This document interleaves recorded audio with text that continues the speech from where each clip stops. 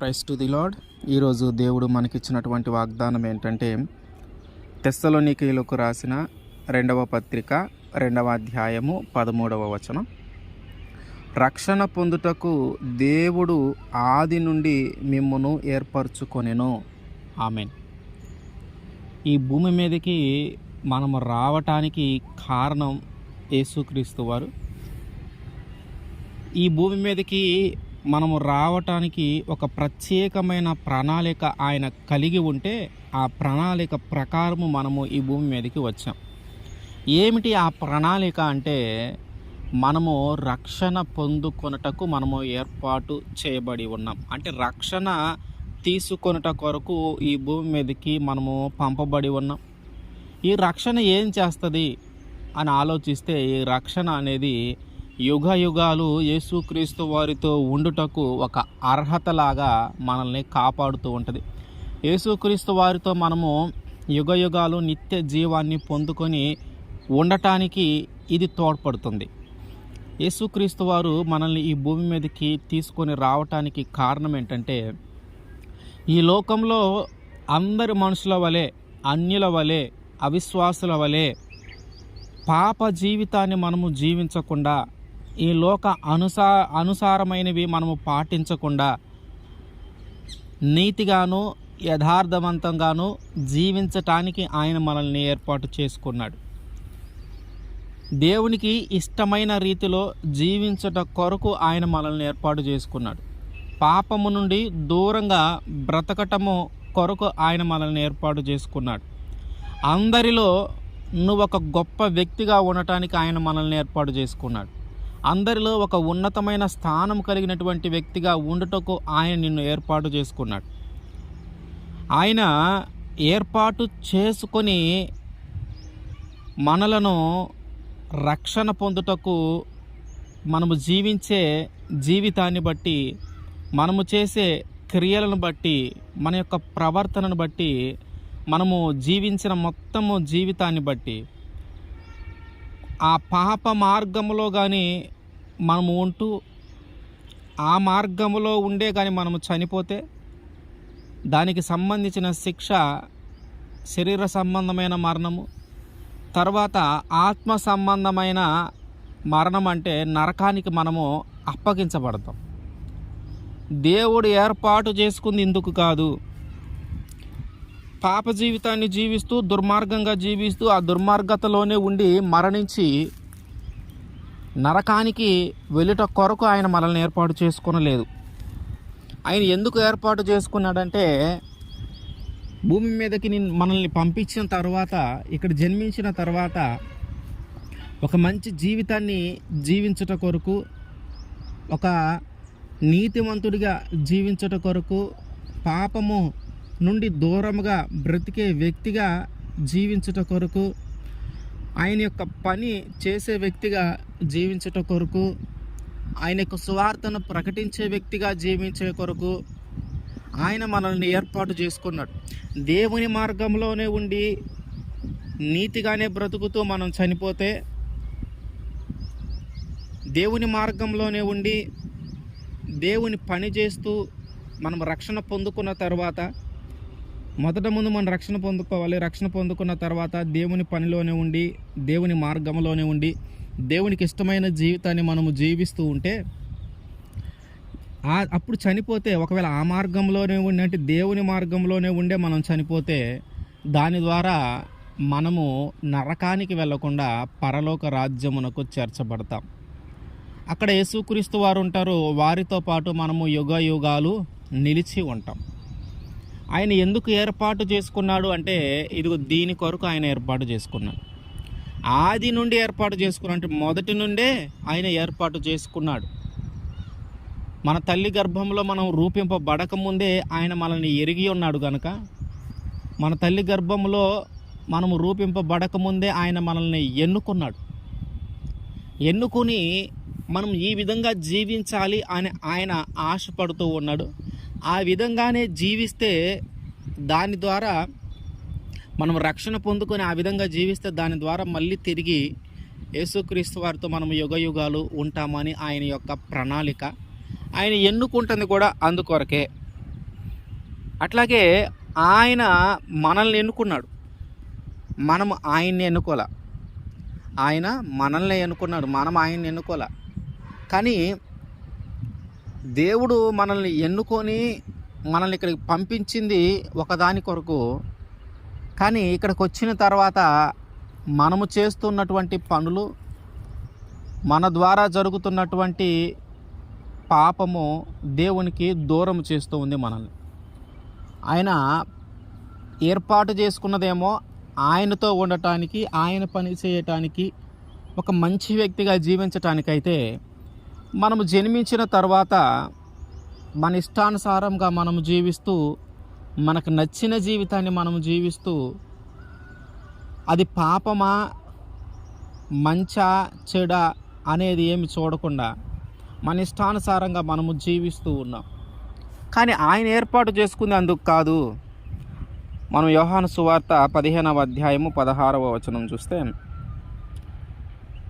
మీరు నన్ను ఏర్పరచుకొనలేదు, మీరు నా పేరిట తండ్రిని ఏమి అడుగుదురో అది ఆయన మీకు అనుగ్రహించున్నట్లు, మీరు వెళ్ళి ఫలించుటకును మీ ఫలము నిలిచి ఉండుటకును నేను మిమ్మును ఏర్పరచుకొని నియమించి తిని. మనము దేవుణ్ణి ఏర్పాటు చేసుకోలే. ప్రజలుగా, మనుషులుగా ఉన్నటువంటి మనము దేవుణ్ణి ఏర్పాటు చేసుకోలే. దేవుడే మనల్ని ఏర్పాటు చేసుకున్నాడు, దేవుడే మనల్ని నియమించాడు. ఎందుకు? రక్షణ పొందుటకు. అట్లాగే యేసుక్రీస్తు వారి పేరిట మనం ఏమైతే అడుగుతామో అది మనకి అనుగ్రహించుటకు. మొదటి ఏంటి? రక్షణ పొందుటకు. రెండోదిగా ఏంటి? మనము యేసుక్రీస్తు వారి పేరట, ఆయన నామమున మనం ఏదైతే అడుగుతామో అది మనకి అనుగ్రహించుటకు, మనము వెళ్ళి ఫలించుటకు, మన ఫలము నిలిచి ఉండుటకు.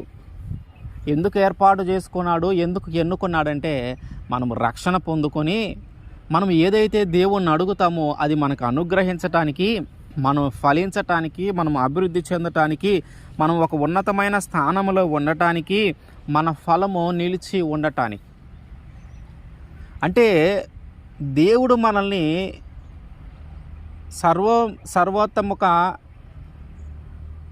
సంపూర్ణముగా మనల్ని అభివృద్ధి చెందించడానికి, ఒక మంచి జీవితాన్ని మనము జీవించటానికి, సమాజంలో ఒక ఉన్నతమైన జీవితాన్ని మనం జీవించటానికి, ఆయన పేరున మనం ఏదైతే అడుగుతామో వాటిని మనకి అనుగ్రహిస్తూ, మనల్ని ఫలింపజేస్తూ, ఒక గొప్ప స్థానంలో ఉంచడానికి ఆయన మనల్ని ఏర్పాటు చేసుకున్నాడు.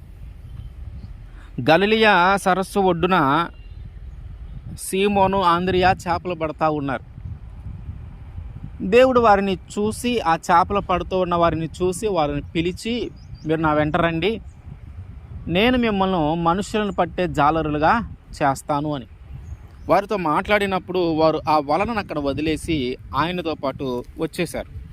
ఇంకా కొంచెం ముందుకి నడిచిన తర్వాత యాకోబు, యోహాను ఉన్నారు. వాళ్ళను కూడా దేవుడు పిలుచుకున్నాడు. వీళ్ళందరూ కూడా అపోస్తులుగా పిలువబడుతూ ఉన్నారు. వీళ్ళందరూ కూడా ఒక గొప్ప స్థానంలో ఉన్నటువంటి వ్యక్తులు. ఇప్పుడు యేసుక్రీస్తు వారు పిలవక ముందు వాళ్ళు జాలర్లేమో, యేసుక్రీస్తు వారు వాళ్ళని ఎన్నుకొనక ముందు వాళ్ళు ఒక చేపలు పట్టేటటువంటి వ్యక్తులు, ఒక జాలర్లు.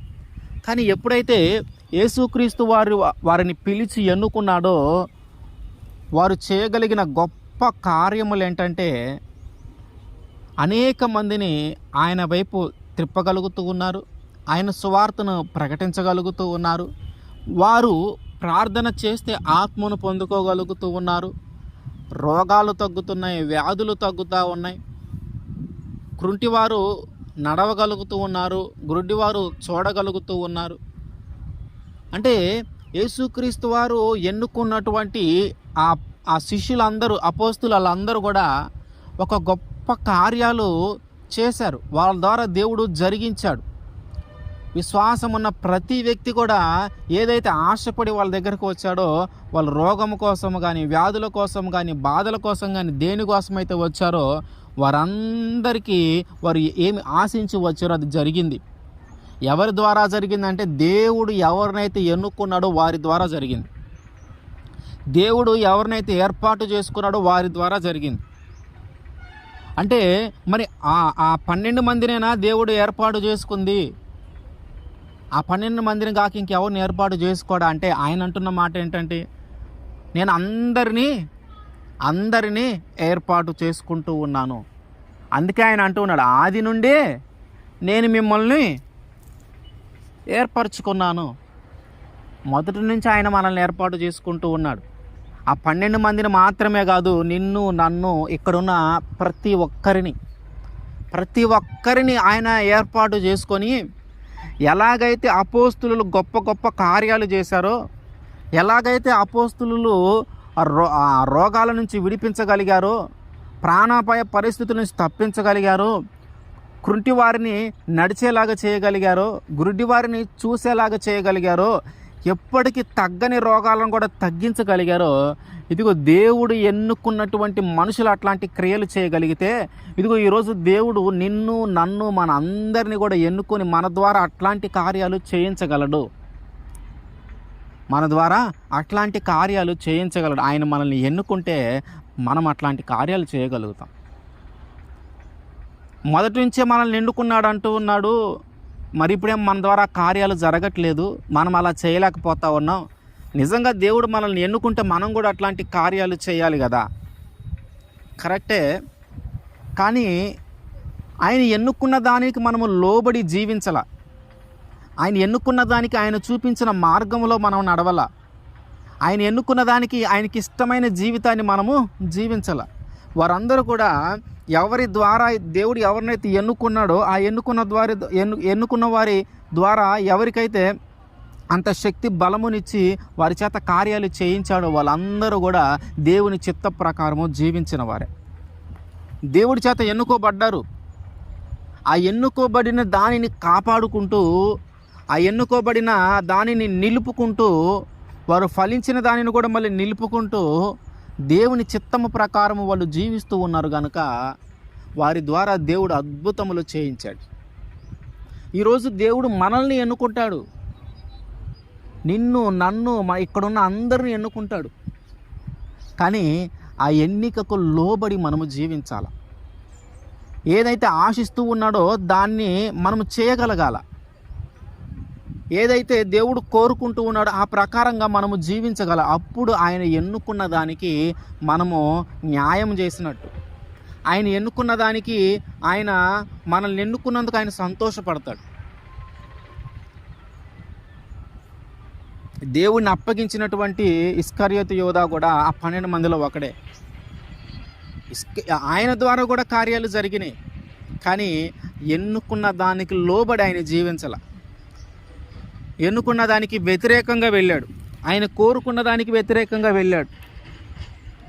ధనమును బట్టి, ఇహలోక సంబంధమైన ఏదో ఒక బలహీనతను బట్టి దేవుడు మనల్ని ఎన్నుకొని ఒక గొప్ప వ్యక్తులుగా చేయాలని ఆశపడితే, దేవుడు మనల్ని ఎన్నుకొని మన ద్వారా కార్యాలు జరిగించాలని ఆశపడతా ఉంటే, దేవుడు మనల్ని ఎన్నుకొని ఒక ఉన్నతమైన వ్యక్తిగా మనల్ని తీర్చిదిద్దాలని ఆశపడితే, ఒక గొప్ప సేవకుడిగా మన ద్వారా ప్రార్థన చేస్తే ఏదైతే వాళ్ళు బలహీనతతో వచ్చారో ఆ బలహీనత పోయేలాగా ఒక గొప్ప స్థానంలో మనల్ని ఉంచాలని మనల్ని ఏర్పాటు చేసుకుంటే, మనమేమో ఇహలోక సంబంధమైన వాటికి లోబడి, ఈ లోక ఆశలకు లోబడి దేవుని ఏర్పాటు చేసుకున్న దానికి లోబడకుండా వ్యతిరేకంగా మనం జీవిస్తూ ఉన్నాం.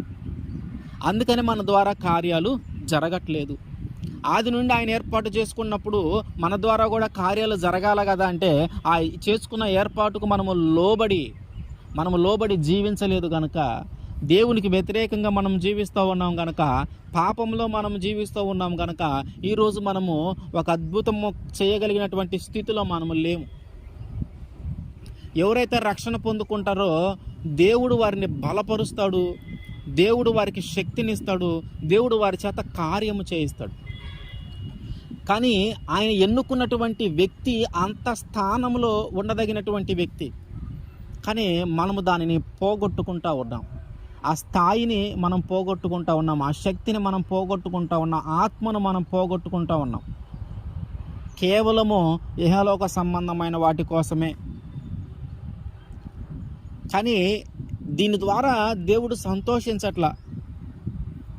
దేవుడు ఒక ప్రత్యేకమైన ప్రణాళికతో మనల్ని ఎన్నుకున్నాడు. ఆ ప్రణాళిక ప్రకారం కానీ మనము నడిస్తే, దేవుడు ఎన్నుకున్న దానికి కానీ మనము లోబడి జీవిస్తే మన చేత అద్భుతాలే చేయిస్తాడు ఆయన. ఎలాగైతే అపోస్తులు దేవుడు ఎన్నుకున్నాను, నేను మిమ్మల్ని పిలుస్తూ ఉన్నాను రండి అంటే, నేను మిమ్మల్ని ఎన్నుకున్నాను రండి అంటే, అక్కడ ఉన్నటువంటి అన్నిటిని వదిలేసి యేసుక్రీస్తు వారి వెంట రాగలిగారు. తిరిగి వెనక్కి వెళ్ళాల. ఆయనతో పాటు ఉన్నారు, ఆయన చెప్పిందే చేస్తూ ఉన్నారు, ఆయన మార్గంలోనే నడుస్తూ ఉన్నారు. ఈరోజు దేవుడి చేత మనము ఎన్నుకోబడుతూ ఉన్నాం. దేవుడు ఆల్రెడీ చెప్తూ ఉన్నాడు, నేను నిన్ను ఎన్నుకున్నాను, నేను నిన్ను ఏర్పాటు చేసుకున్నాను అని. కానీ ఈరోజు మనం ఆ ఏర్పాటుకు లోబడి ఉన్నట్ల, ఆ ఎన్నికకు లోబడి ఉన్నట్ల.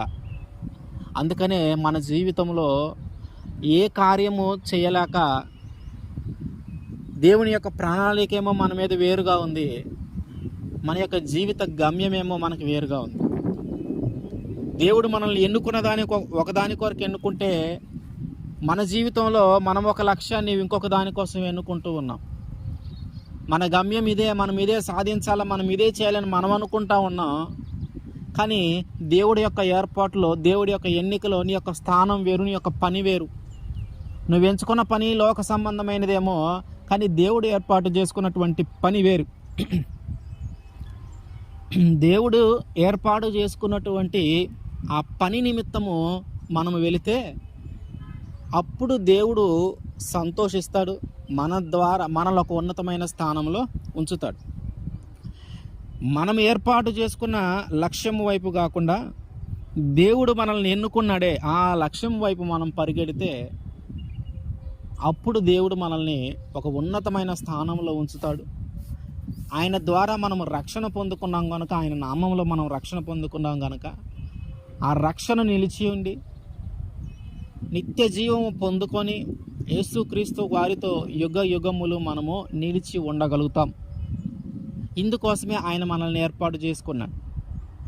మనము యేసుక్రీస్తు వారి నామము పేరట ఏమి అడిగినను అది ఇవ్వట కొరకు, మనం ఫలించుట కొరకు, మన ఫలము నిలిచి ఉండట కొరకు, మనము రక్షణ పొందుకొని యుగ యుగాలు దేవునితో ఉండుట కొరకు ఆయన మనల్ని ఏర్పాటు చేసుకున్నాడు.